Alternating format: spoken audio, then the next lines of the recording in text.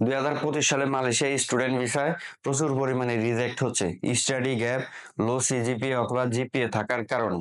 So মালয়েশিয়াতে 2025 সালে student ভিসায় অ্যাপ্লাই করার আগে কমপক্ষে এই ভিডিওটি একবার দেখুন, তাহলে আপনি ফাইন্যান্সিয়ালি ক্ষতিগ্রস্ত হবেন না এবং সফলভাবে মালয়েশিয়ায় আসতে পারবেন। বিস্তারিত জানতে ভিডিওটির সাথেই থাকুন।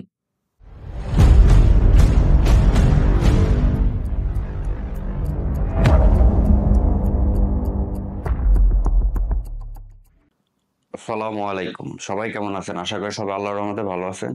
আমিও আপনাদের দোয়া এবং আল্লাহর অশেষ রহমতে ভালো আছি। আমি নওশাদ হোসেন, মালয়েশিয়ার সিটি ইউনিভার্সিটি থেকে বর্তমানে পিএইচডি ক্যান্ডিডেট। সিটি থেকে আমি ব্যাচেলর মাস্টার্স করছি এবং ঢাকায় আমার একটি অফিস আছে এনএস গ্লোবাল এডুকেশন নামে। সেখান থেকে আমি দীর্ঘ 2 বছরের মতো স্টুডেন্ট ভিসা নিয়ে কাজ করতেছি এবং মালয়েশিয়ায় অলমোস্ট প্রায় 6 বছরের মতো স্টুডেন্ট ভিসা নিয়ে আমার কাজের অভিজ্ঞতা। এই দীর্ঘ কাজের অভিজ্ঞতা আমি আসলে 2024-এর নভেম্বর থেকে এখন 2025-এর মার্চ মাস চলতেছে। সো এই যে দীর্ঘ সময় কাজ করছি, বাট গত 5 মাসের মতো যে সময়ের যে অভিজ্ঞতা হয়েছে মালয়েশিয়া স্টুডেন্ট ভিসায়, এর আগে এই ধরনের কোনো প্রবলেম আমি গত 6 বছরে দেখিনি। এবং মালয়েশিয়া গভর্নমেন্ট বা মালয়েশিয়া ইমিগ্রেশন বা মালয়েশিয়া এডুকেশন মিনিস্ট্রি বা ইএমজিএস এর যে একটা বিশাল পরিবর্তন এবং বাংলাদেশিদের দিকে যে একটা অন্যরকম দৃষ্টিভঙ্গি সৃষ্টি হয়েছে, সেটা যে একটা বিরূপ প্রতিক্রিয়া পড়ছে স্টুডেন্ট ভিসাতে, সেটা আসলে বিরল। এটা এর আগে কখনোই দেখা যায়নি। আমি আপনাদেরকে বলি, মালয়েশিয়াতে 2014, 15, 16 সাল বা 17 সাল পর্যন্ত প্রচুর পরিমাণে মানুষ স্টুডেন্ট ভিসায় আসতো। যার বয়স 40 বছর, 50 বছর, সেও ডিপ্লোমাতে মালয়েশিয়াতে তৎকালীন সময় স্টুডেন্ট ভিসায় আসতো। সেই 14, 15, 16 বা 17 সাল আপনারা বলতে পারেন। তখন কিছু কলেজ ছিল যেগুলাতে স্টুডেন্ট ভিসায় এসে এরা এখানে কাজ করতো। আমি সেই 16 সালে আসছিলাম, যদিও আমি একটি মালয়েশিয়ার একটা স্বনামধন্য ইউনিভার্সিটি আইএমডব্লিউ অর্থাৎ ইউনিভার্সিটি মালয়ার একটা ইউনিভার্সিটিতে আসছিলাম। তো সেই জিনিসটা হচ্ছে যখন 2018-তে মালয়েশিয়ার নতুন গভর্নমেন্ট মাহাথির মোহাম্মদ আসলেন, আমি আমার অভিজ্ঞতা থেকে দেখলাম, মাহাথির মোহাম্মদ যখন আসলেন তখন হচ্ছে এই যে ভিসা কলেজগুলা ছিল এগুলা মোটামুটি অলমোস্ট উনি সব বন্ধ করে দিছিল এবং এটা মোটামুটি বন্ধ ছিল। তবে করোনার পরবর্তীতে এই কলেজ বা এই টাইপের কিছু কলেজ আবার চালু হয়েছিল আর কি। এবং মালয়েশিয়াতে করোনার পরে কলেজ ইউনিভার্সিটি মিলে এবং ভালো ভালো ইউনিভার্সিটি মিলেও আপনার ডিপ্লোমার প্রচুর স্টুডেন্ট আসছে, প্রচুর পরিমাণে ডিপ্লোমার স্টুডেন্ট আসছে এবং এদের 80 থেকে 90% স্টুডেন্ট মিসিং হয়ে গেছে বা এরা পড়াশোনা করে নাই। একটা অংশ হচ্ছে মালয়েশিয়াতে নামার পরে এয়ারপোর্ট ক্রস করার পরে আর ওই ইউনিভার্সিটি বা কলেজ আর যায়ই নাই। আরেকটা অংশ যে আছে, কিছুদিন কলেজ ইউনিভার্সিটিতে গেছে, 1 মাস 2 মাস, তারপর মিসিং হয়ে গেছে। আরেকটা অংশ হচ্ছে যে পরের বছর ভিসা রিনিউ যে সেকেন্ড ইয়ারে আসার আগেই তারা মিসিং হয়ে গেছে বা ঝরে পড়ে গেছে। এই যে বাংলাদেশিদের একটা বিশাল সংখ্যক স্টুডেন্ট ভিসা এসে স্টুডেন্ট ভিসা যে মিস ইউজ করছে, তার পরিপ্রেক্ষিতে আমার মনে হয় নতুন যে গভর্নমেন্ট আনোয়ার ইব্রাহিমের যে সরকার, এখন ইমিগ্রেশনে তারা অনেক বিশাল পরিবর্তন আছে। তারা দুর্নীতির বিরুদ্ধে খুবই অ্যালার্ট। সেই কারণে কি করলো, তারা বাংলাদেশি ফাইলগুলার প্রতি এত স্ট্রিক্ট হয়েছে, যেই কোনো ইউনিভার্সিটি মাঝখান দিয়ে আমার সিটি ইউনিভার্সিটি বিশাল প্রবলেম হয়েছিল, আল্লাহর মতো অনেক প্রবলেম কাটায় উঠছে ওরা। কিন্তু অনেকের একটা ধারণা ছিল সিটি ইউনিভার্সিটিতে এই প্রবলেমটা না। এখন হয়তো অনেকে বুঝতে পারতেছেন এই 1-2 মাস পরে আইসা, জানুয়ারি ফেব্রুয়ারি পরে আইসা, যে না, আসলে এটা মোটামুটি সব ইউনিভার্সিটি, বিশেষ করে লো বাজেট ইউনিভার্সিটি গুলা অথবা মিড রেঞ্জের ইউনিভার্সিটি গুলাতে এখন বাংলাদেশি ফাইলের যে স্টাডি গ্যাপ যদি থাকে অথবা সিজিপিএ বা জিপিএ খারাপ থাকে, বিশেষ করে ডিপ্লোমা এবং ব্যাচেলারের ক্ষেত্রে ম্যাক্সিমামই অ্যাপ্রুভাল দিচ্ছে না, রিজেক্ট করে দিচ্ছে। এবং রিজেক্ট করার পরেও যদি অ্যাপিল করেন আপনারা, সেখানে ওরা যেসব ডকুমেন্টস চাইছে সেগুলো যদি প্রপারলি না বুঝে সাবমিট করতে পারেন, সেই ক্ষেত্রেও কিন্তু ফাইল রিজেক্ট করে দিচ্ছে। এখানে একটা স্ক্যামিং আছে, সেটা আমি বলবো না, বাংলাদেশের অধিকাংশ এজেন্সি এই জিনিস বুঝে না। কারণ কাজের একটা অভিজ্ঞতা, আমরা এখানে থেকে কাজ করি, এখানকার ইনস্ট্যান্ট যে আপডেটটা বা কি চায় অফিসাররা, সেই জিনিসটা যে তথ্যটা ইনস্ট্যান্ট নিতে পারি, বাংলাদেশের অধিকাংশ এজেন্সি সেই আপডেট বা তথ্য নিতে পারে না এবং তারা বুঝে না। অ্যাপ্রুভাল 70% অর্থাৎ 35 থেকে যখন 35% যায়, যখন আপনার ফাইলটা ইমিগ্রেশনে অ্যাপ্রুভালের জন্য গেছে, তখন ইমিগ্রেশন রিজেক্ট করে দিছে, দিয়ে আপনার স্টাডি গ্যাপের প্রপার একটা এক্সপ্লেনেশন চাইছে, সেখানে তারা কিছু পয়েন্ট ধরাই দিছে, জব এক্সপিরিয়েন্স চাইছে, অথবা স্যালারি স্টেটমেন্ট চাইছে, অথবা কি জব করে বা এইসব জিনিস চায় তার স্টাডি গ্যাপের এক্সপ্লেনেশন হিসেবে। এখন ব্যাচেলার ডিপ্লোমার ক্ষেত্রে এজেন্সিগুলা বা এজেন্টগুলা কি করে সেই জিনিস মেক করে দিয়ে দেয়, নিজেরা বানায়া দিয়ে দেয়, এবং পরবর্তীতে আবার রিজেক্ট হয়ে যায় এবং ইমিগ্রেশন বলে দেয় নট ফার্দার অ্যাপিল, মানে আপনি পরবর্তীতে আর এটার কোনো অ্যাপিল করতে পারবেন না, আপনার অ্যাপিল করার সুযোগ শেষ। এখন দেখেন, আমারও কিন্তু সেম দুই একটা ফাইলের এরকম সেই সিটি ইউনিভার্সিটিতে হয়েছে, বা আমি ইনটিতে একটা ফাইল করছি, সেখানেও আমার সেম প্রবলেম হয়েছে। কিন্তু আমার দুইটা ফাইল আমি চ্যালেঞ্জ দিয়ে দেখাইতে পারবো আপনাদেরকে যে আমার দুইটা ফাইলই অ্যাপ্রুভাল হয়েছে। সেম জিনিস চাইছে, কিন্তু আমি টেকনিক্যালি সেম জিনিস দেইনি, অন্য জিনিস দিয়ে অ্যাপ্রুভাল করে নিয়ে আসছি। সেই জিনিসটা আমি এখানে শেয়ার করব না, কারণ এটা আমার এক্সপিরিয়েন্স, এটা আমার অভিজ্ঞতা, এই আর কি। এটা আমার জন্য, আমি আমার মনে করবো এটা আমার একটা পরিশ্রমের অভিজ্ঞতা, সো এটা আমি পাবলিক প্লেসে বলবো না। আপনারা যারা কাজ করেন তারা বুঝে শুনে কাজ করবেন, কি ডকুমেন্টসটা দিলে আসলে ইমিগ্রেশন অফিসার সন্তুষ্ট হবে সেটা আপনাকে বুঝতে হবে। ওই বোঝার মতো জ্ঞান, অভিজ্ঞতা নিয়ে আপনাকে এই কাজ করতে হবে।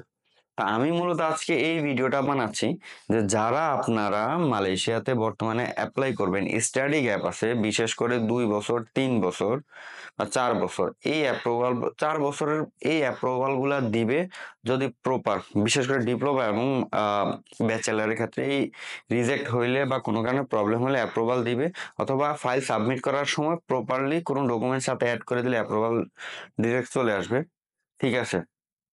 কিন্তু কোনো কারণে যদি রিজেক্ট হয় এবং স্টাডি ক্যাপের এক্সপ্লেনেশন চাই, আপনাকে প্রপার ডকুমেন্ট সাবমিট করতে হবে, তাহলে আপনি অ্যাপ্রুভাল হবে।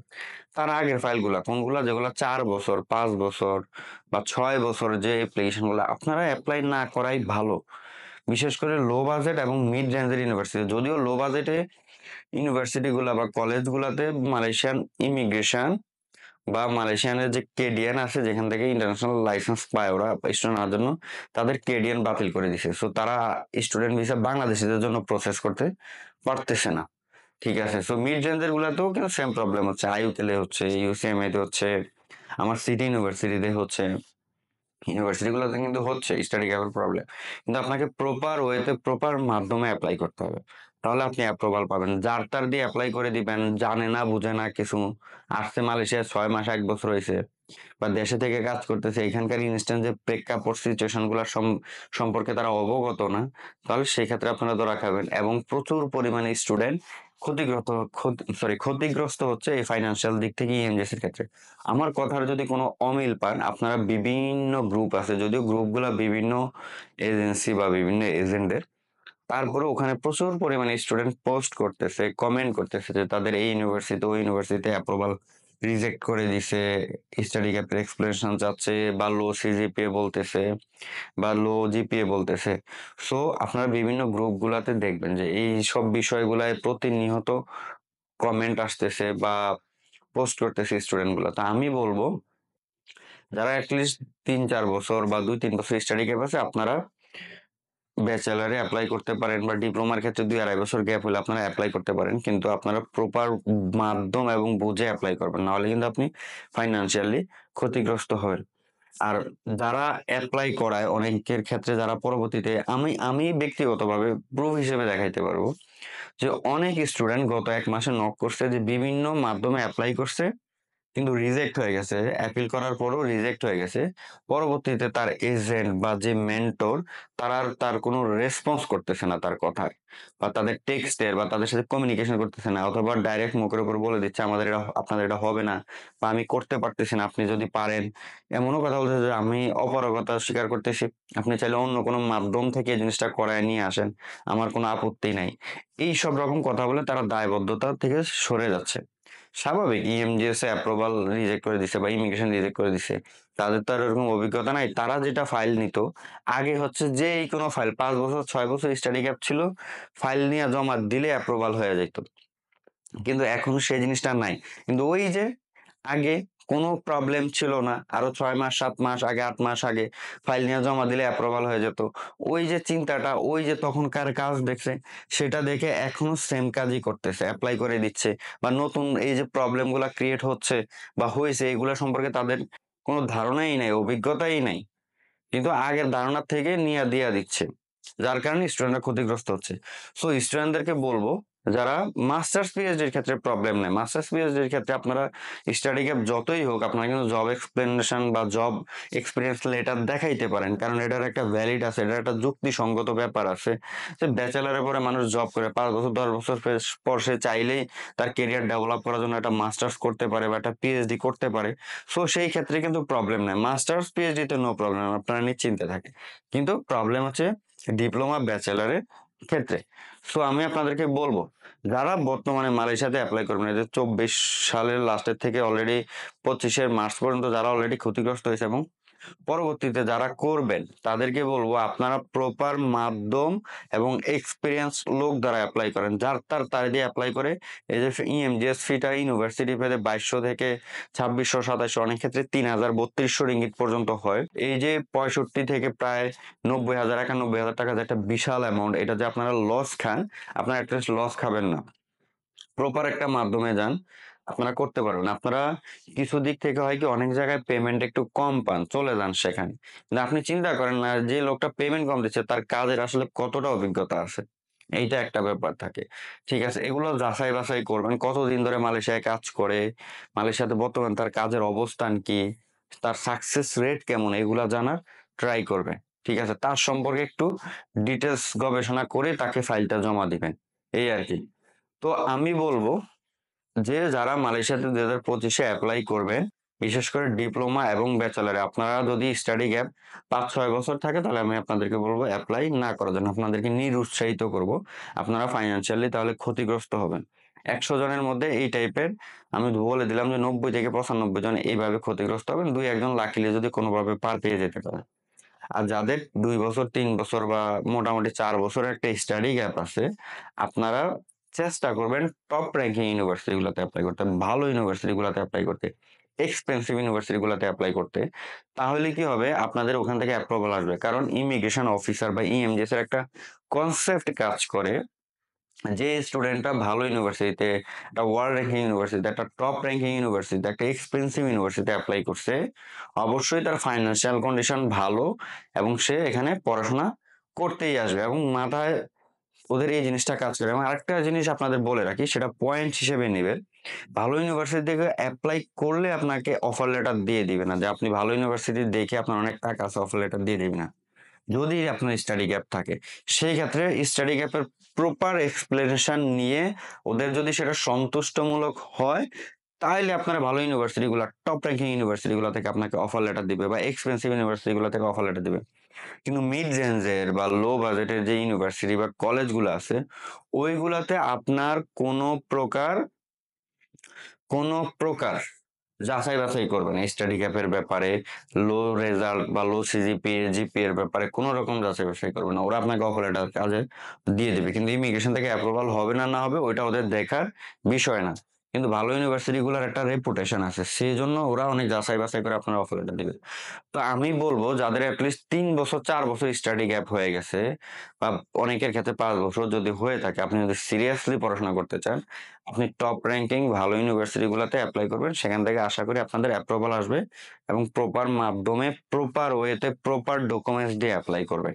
এই আরকি। আজকের এই ভিডিওটাতে আমি সতর্কতামূলক অনেকগুলো এক্সপ্লেনেশন দিচ্ছি। কিছু গুরুত্বপূর্ণ পয়েন্ট আপনাদের সাথে শেয়ার করছি। আপনারা এপ্লাই করার আগে যদি এই পয়েন্টগুলো মাথায় রেখে যেখানে বা যার মাধ্যমে এপ্লাই করেন না কেন, সেগুলো কনফার্ম হয়ে এপ্লাই করেন, আশা করি আপনারা ফাইন্যান্সিয়ালি ক্ষতিগ্রস্ত হবেন না। আপনাদের ভিসা অ্যাপ্রুভালটি হবে এবং বাংলাদেশ থেকে আসতে পারবেন। এবং আরেকটা জিনিস বলে রাখি, স্টাডি গ্যাপের কারণে কোনোভাবে যদি আপনি অ্যাপ্রুভাল পেয়েও যান মালয়েশিয়া থেকে বা প্রপার এক্সপ্লেনেশন দিয়েও পান, কিন্তু আপনার এম্বাসিতেও ভিসার ক্ষেত্রে প্রবলেম হবে। সেই ক্ষেত্রেও আপনাকে একটা পন্থা অবলম্বন করতে হবে। আমি ইলিগাল বলতেছি না, লিগাল পন্থায় আপনি যাইতে পারবেন। কিন্তু প্রপার মাধ্যমে সিস্টেমেটিক বুঝে যে আপনি টেকনিক্যালি যে আপনাকে কোনভাবে ভিসাটা এপ্লাই করলে, কিভাবে দিলে আপনি এম্বাসি থেকে এই ভিসাটা পেয়ে যাবেন, অথবা ইন্টারভিউ দিতে যখন যাবেন ফার্স্ট এক্সপ্রেশনে ভিসা অফিসার জন্য আপনার প্রতি স্টাডি গ্যাপের ব্যাপারটা সন্তুষ্ট হয়ে যায় বা স্যাটিসফাই হয়ে যায়। এই জিনিসগুলো জেনে কিন্তু আপনাকে এম্বাসিতে ভিসার জন্য যেতে হবে অথবা এই ভিসার জন্য অ্যাপ্লাই করতে হবে। এই আরকি। তো অনেকগুলা বিষয়, অনেকগুলা পয়েন্ট নিয়ে আপনাদের সাথে কথা বললাম। সো আপনারা বুঝে শুনে মালয়েশিয়াতে বর্তমানে স্টুডেন্ট ভিসার জন্য এপ্লাই করবেন। আর যারা আমার ভিডিও দেখেন রেগুলার বা নিয়মিত বা অথবা যারা এই ভিডিওটা দেখছেন, আপনারা চাইলে মালয়েশিয়া স্টুডেন্ট ভিসার জন্য আমার সাথে যোগাযোগ করতে পারেন। আমি অ্যাটলিস্ট চেষ্টা করবো আপনাদের প্রপার গাইডলাইন দেওয়া, বা আমার একটা হ্যাবিট আছে যে যে কোনো অ্যাপ্লিকেশন আসলে আমি একসেপ্ট করি না, নিয়ে নিন।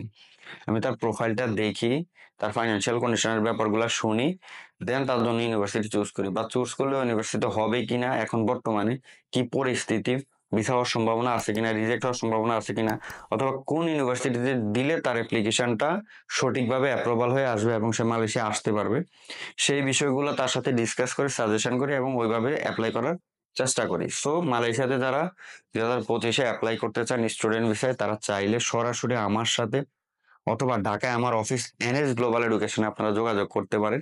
এই ভিডিওর ডিসক্রিপশনে আমি আমার contact details, WhatsApp number, Facebook ID, Facebook page এবং আমার অফিস অ্যাড্রেস দিয়ে রাখবো।